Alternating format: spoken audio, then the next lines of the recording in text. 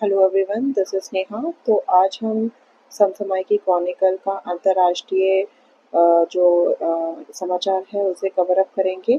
इसकी पहली वीडियो में मैंने उत्तर प्रदेश राज्य समाचार और राष्ट्रीय राज्य समाचार को कवर किया है। आज हम अंतर्राष्ट्रीय की तरफ देखेंगे। तो सबसे पहली जो न्यूज़ है वो है संयुक्त राष्ट्र महासागर सम्मेलन 2025। तो जो संयुक्त राष्ट्र महासागर सम्मेलन है, जिसे हम इंग्लिश में यूएन ओशन कॉन्फ्रेंस कहते हैं, उसका आयोजन जो है वो 9 से 13 जून 2025 तक फ्रांस के नीस शहर में फ्रांस और कोस्टा रिका की सह मेजबानी में होगा। इसे याद रखिएगा।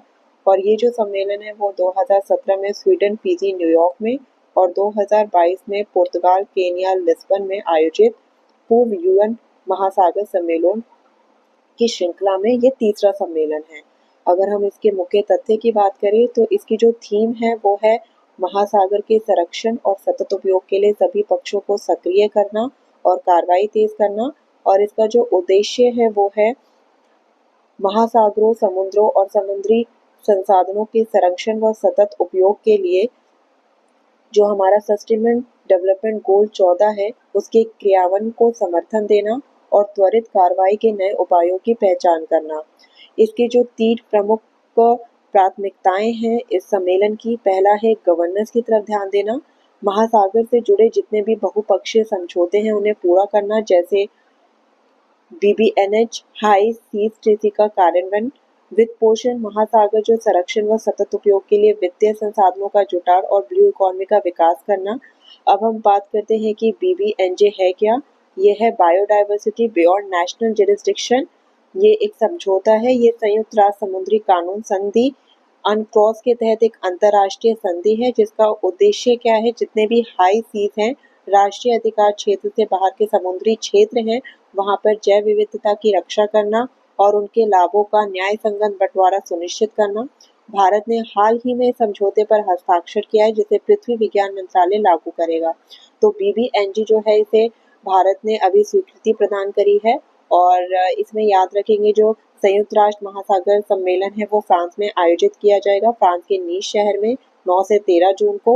ये तीसरा सम्मेलन है और इसका जो उद्देश्य है वो हमारे सस्टेनेबल डेवलपमेंट गोल जो 14 है उसको समर्थन देना है। और इसकी थीम याद रखिए जो कि है महासागर के संरक्षण और सतत उपयोग के लिए सभी पक्षों को सक्रिय और कार्रवाई तेज करना इसकी थीम है। तो इस न्यूज़ में ये 3 चीज़ें आप याद रखिएगा। दूसरी जो न्यूज़ है वो है भारत कनाडा संबंध सुधारने की पहल। तो भारत और कनाडा अपने संबंध को सुधारने के लिए एक फोन पर इनकी पहली बार वार्तालाप हुई है। तो ये एक तरह से वर्चुअल तरीके से हुआ है, तो ये इतना प्रेजेंस पॉइंट ऑफ व्यू से इतना इम्पोर्टेंट नहीं है। तीसरी जो न्यूज़ है ये इम्पोर्टेंट है, भारत द्वारा यूके मॉरिशस चागोस संधि का स्वागत। तो चागोस संधि पूछी जा सकती है किससे रिलेटेड है। तो 22 मई 2025 को भारत ने यूनाइटेड किंगडम और मॉरिशस के बीच जो है वो चागोस आर्किपिलागो जैसे डिएगो गार्सिया भी शामिल है पर मॉरिशस की संप्रभुता लौटाने संबंधी संधि का स्वागत किया। अगर हम संधि के उद्देश्य को जाने तो ब्रिटेन ने मॉरिशस को चागोस द्वीप समूह की संप्रभुता सौंपने के लिए ये समझौता किया।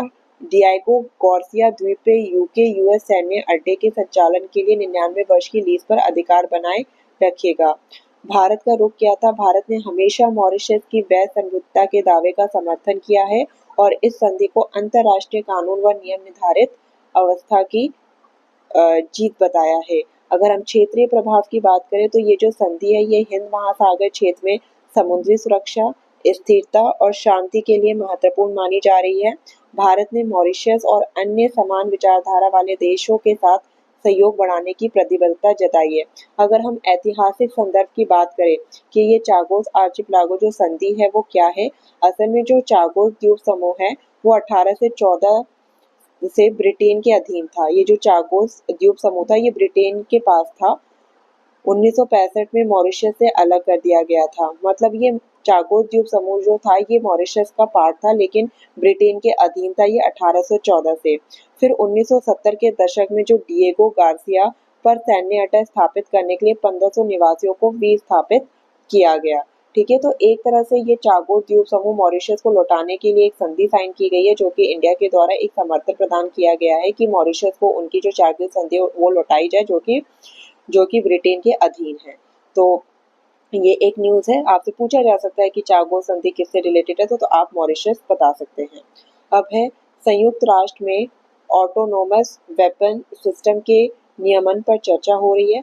तो 12 मई 2025 को संयुक्त राष्ट्र मुख्यालय जो कि न्यूयॉर्क में है, देशों ने विभिन्न घातक स्वायत्ता अधिकार हथियार प्रणाली यानी कि ऑटोनोमस वेपन सिस्टम है के नियमन को लेकर विशेष बैठक आयोजित की है, जिसमें इन एआई आधारित सैन्य तकनीकों के बढ़ते उपयोग के कारण उत्पन्न नैतिक मानवाधिकार और कानूनी चिंताओं पर चर्चा हुई है। अगर हम नियम निर्धारण की समय सीमा की बात करें तो संयुक्त राष्ट्र महासचिव एंटोनियो गुटेरस ने 2026 तक ऑटोनोमस वेपन सिस्टम पर स्पष्ट अंतर्राष्ट्रीय नियम तय करने की समय सीमा निर्धारित की है। तो इसमें आप यही ध्यान रखिएगा।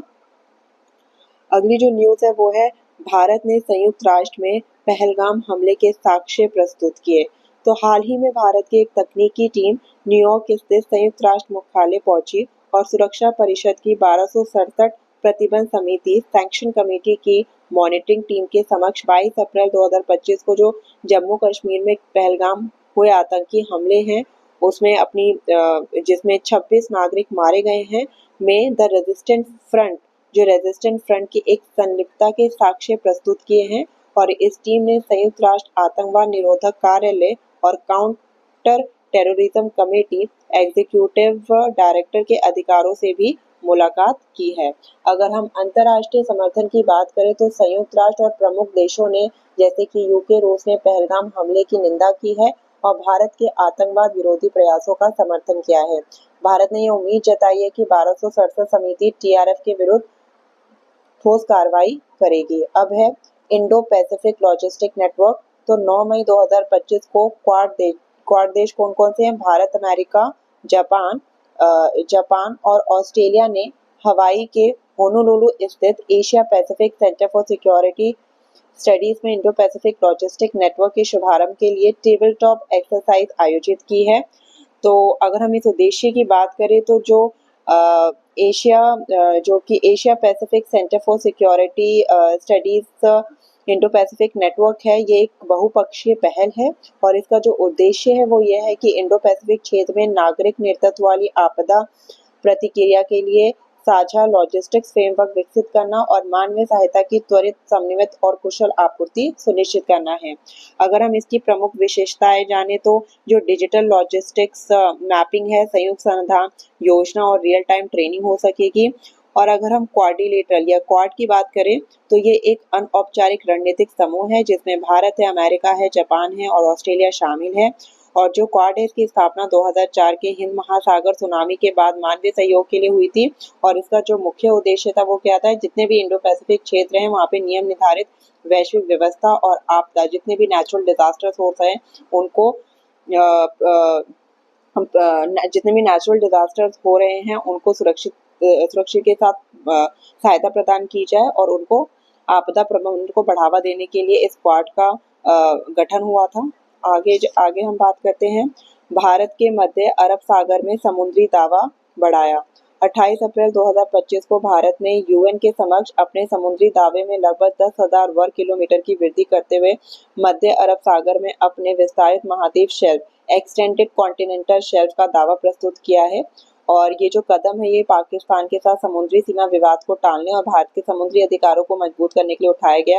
अगर हम एक्सटेंडेड कॉन्टिनेंटल शेल्फ का महत्व जाने तो ये विस्तारित महाद्वीप शेल्फ है जो कि देश अपने विशेष आर्थिक क्षेत्र के 200 समुद्री मील से आगे के समुद्री तल का दावा कर सकते हैं और बेशर्ते वे वैज्ञानिक प्रमाण प्रस्तुत करें कि ये दावा जो है वो संयुक्त राष्ट्र के commission on the limits of the continental shelf के समक्ष किया जाता है। अगर हम ऐतिहासिक पृष्ठभूमि की बात करें तो भारत ने पहली बार 2009 में ईसीएस का दावा किया था जिसमें बंगाल की खाड़ी, हिंद महासागर और अरब सागर के क्षेत्र शामिल थे। अगर हम ईईजेड विशेष आर्थिक क्षेत्र की बात करें तो ये जो क्षेत्र है ये तटरेखा से 200 समुद्री मील तक फैला समुद्री क्षेत्र होता है, जिसमें संबंधित देश को मत्स्य, खनन, तेल और अन्य संसाधनों के अन्वेषण और दोहन के विशेष अधिकार प्राप्त होते हैं। जो अनक्लॉस के अनुच्छेद 76 के तहत जो EEZ से आगे ECS के दावे के लिए वैज्ञानिक प्रमाणों के साथ CLC के समक्ष प्रस्तुति अनिवार्य होती है। अगली जो न्यूज़ है वो है चोलिस्तान नहर परियोजना। चोलिस्तान नहर परियोजना जो है वो भारत पाक का जल तनाव है। तो 25 अप्रैल 2025 को पाकिस्तान सरकार ने चोलिस्तान नहर परियोजना को अस्थायी रूप से निलंबित कर दिया, जिसका कारण भारत के साथ बढ़ता तनाव, आंतरिक विरोध और सिंध प्रांत की तीव्र आपत्तियां हैं। तो चोलिस्तान नहर परियोजना जो है वो पाकिस्तान के अंतर्गत आती है और उसको पाकिस्तान ने निलंबित कर दिया है। और अगर हम परियोजना का विवरण जाने तो जो चोलिस्तान नहर परियोजना है ये ग्रीन पाकिस्तान इनिशिएटिव का हिस्सा है, जिसमें 6 नई नहरें बनकर दक्षिण पंजाब में 12 लाख एकड़ बंजर भूमि को सिंचित कर कृषि योग्य बनाना था। परियोजना की जो लागत है वो 800 मिलियन है। और अगर हम उद्देश्य की बात करें तो खाद्य सुरक्षा बढ़ाना, रोजगार सृजन, कृषि उत्पादकता में वृद्धि और कृषि हब विकसित करना सेना और पंजाब सरकार का संयुक्त प्रयास जिसमें शामिल है। अगर हम भारत पाक का जल विवाद जाने तो भारत द्वारा सिंधु जल नदी को निलंबित करने के बाद पाकिस्तान ने परियोजना रोकी गई है। पाकिस्तान की कुल नवीकरण जल संसाधनों का 75% उपयोग किया जाता है। देश का 95% जो पानी है वो सिंधु नदी बेसिन से आता है। तो चोलिस्तान नहर परियोजना याद रखिएगा किससे संबंधित है। अब है सार्क वीजा छूट योजना पाकिस्तान के लिए भारत द्वारा निलंबन। 25 अप्रैल 2025 को भारत सरकार ने जम्मू कश्मीर के पहलगाम में हुए आतंकी हमले, जो कि 22 अप्रैल 2025 को हुआ था, के बाद पाकिस्तान के नागरिकों के लिए जो सार्क वीजा छूट योजना को तत्काल प्रभाव से निलंबित कर दिया है। तो इसे भी याद रखिएगा।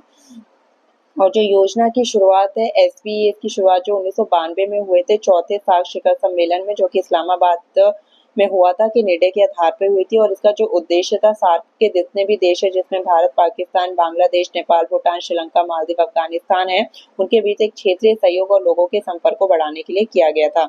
अगर हम सार्क की बात करें तो इसकी स्थापना जो है वो 1985 में हुई थी, जिसका मुख्यालय काठमांडू नेपाल में है। और SVS कोई बाध्यकारी संधि नहीं थी, बल्कि सदस्य देशों के बीच आपसी विश्वास और द्विपक्षीय सद्भाव पर आधारित एक सुविधा है। अब है विश्व सामाजिक रिपोर्ट 2025 आर्थिक असुरक्षा और असमानता में वैश्विक वृद्धि। तो ये एक तरह की रिपोर्ट आई है जिसमें बताया गया है जो आर्थिक असुरक्षा और असमानता में एक इंटरनेशनल लेवल पे काफी वृद्धि आई है। तो इस रिपोर्ट को भी थोड़ा बहुत नजर डाल लेते हैं। 24 अप्रैल 2025 को संयुक्त राष्ट्र आर्थिक और सामाजिक मामलों के विभाग UNDESA द्वारा सामाजिक प्रगति को तेज करने के लिए एक नई नीतिगत सहमति थीम के साथ विश्व सामाजिक रिपोर्ट 2025 जो है वो प्रकाशित की गई है, जिसमें बताया गया है कि आर्थिक जो है वो असुरक्षा है, रोजगार संकट में है, सामाजिक विश्वास में गिरावट आई है और समाधान की आवश्यकता अभी है। तो इस वाली वीडियो में हमने जितने भी अंतर्राष्ट्रीय न्यूज़ थे उन्हें कवर अप किया। आने वाली वीडियोस में हम आर्थिकी पर्यावरण को भी देखेंगे और इसके साथ हम क्रॉनिकल मैगजीन को प्रिंस पॉइंट ऑफ व्यू से जल्दी से खत्म करने की कोशिश करेंगे। आने वाली वीडियो में मैं PYQ भी कराने वाली हूँ, तो चैनल को सब्सक्राइब करें, लाइक करें और कमेंट करें। कमेंट में मुझे बताइए कि आपको और क्या क्या करंट अफेयर्स में मैं चीज़ें चाहिए जिसको मैं सिंप्लीफाई करके बता सकूँ। तो जिसको भी कोई डाउट है प्लीज़ पिन करें कमेंट में। Thank you.